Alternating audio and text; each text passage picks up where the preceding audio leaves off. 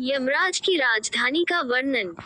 44 योजन बहुविधि शहर से दूर यमराज की महान नगरी पड़ती है।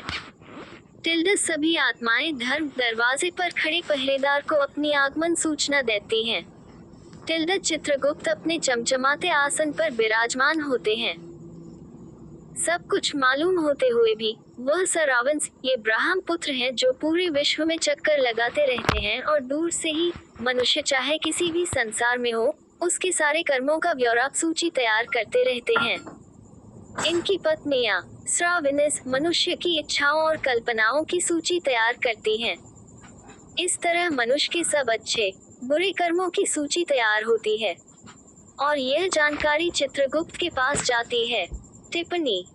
प्राचीन काल में बायोचिप का ज्ञान न होने के कारण ऐसा उल्लेख करके मनुष्य को एक भ्रम में रखा गया है। अब हम ये कह सकते हैं कि बायोचिप सूक्ष्म आत्मा के साथ जुड़ी रहती है और जिसमें से पूरी जानकारी लेने के लिए केवल यमराज ही सक्षम है। उस जानकारी के आधार पर पुनर्जन्म होता है। जिन आत्माओं के अच्छे कर्म होते हैं उन्हें स्वर्ग की ओर भेजा जाता है।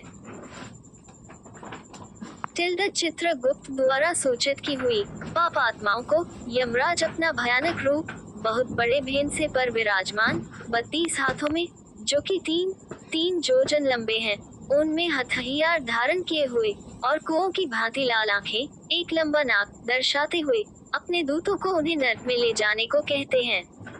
21 महान भयानक नरकों में उनको यातनाएं दी जाती हैं। इस तरह अनेक यातनाएं सहन कर मनुष्य शुद्ध आत्मा के साथ फिर दूसरा जन्म लेता है। इस नगरी के बीचों बीच यमराज का चमचमाता भव्य भवन स्थित है। ये 200 योजन लंबा और 50 योजन ऊंचा है। इसके अंदर अलौकिक सभा कक्ष है। वहां पर उपस्थित सभी अपनी ही रोशनी से जगमगाते हैं। इस भवन में पहुंचने के लिए 4 द्वार हैं। भव्य आसन के ऊपर छत के नीचे एक बड़े ताज से सुशोभित यमराज विराजमान होते हैं। उनकी हाजिरी में हाथ में फंदा लिए मृत्यु चित्रगुप्त कर्मों का प्रसन्न करने के लिए तथा अनेक कर्मचारी आज्ञा का पालन करने के लिए उपस्थित रहते हैं। पापकर्मी जो दक्षिण द्वार से जाते हैं वह इस भवन को नहीं देख सकते। पूर्वी द्वार। साधु महात्मा देवी देवताओं को पूजने वाले जो यात्रियों को छाया की व्यवस्था प्रदान करवाते हैं। क्रोध और लालच से वंचित माता पिता की सेवा करने वाले गौ तिल धरती का टुकड़ा आदि का दान धार्मिक ग्रंथों का मनन अथवा सुनना शुद्ध वृत्ति वालों की आत्माएं इस भवन में प्रवेश कर पाती हैं। उत्तर द्वार।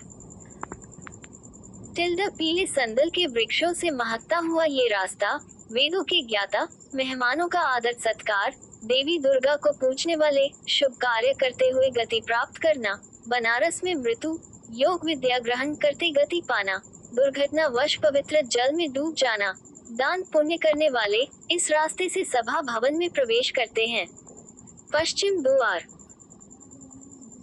हीरे मोतियों से संपन्न सुगंधित रास्ते पर धार्मिक ग्रंथों के कथित अनुसार कार्य करना शिव और विष्णु भगवान की पूजा करना गायत्री मंत्र का उच्चारण दूसरों के धन की चाहत न करना गृहस्थ जीवन को कलंकित न करना वचनों को निभाना सबके सुख की चेष्टा करना पूर्वजों की श्राद्ध करना बुरी संगत से दूर रहना वह अमृत को पीते हुए सभा भवन में प्रवेश करते हैं।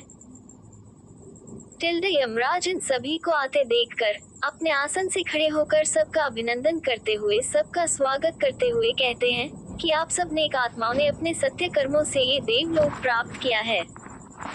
जिनको दुर्लभ मिलने वाला मनुष्य शरीर मिला फिर भी सत्य कर्म नहीं किए वह नरक की भयानक आग में जलते रहेंगे। अब आप सब आत्माएं ब्रह्मलोक को प्रस्थान कीजिए।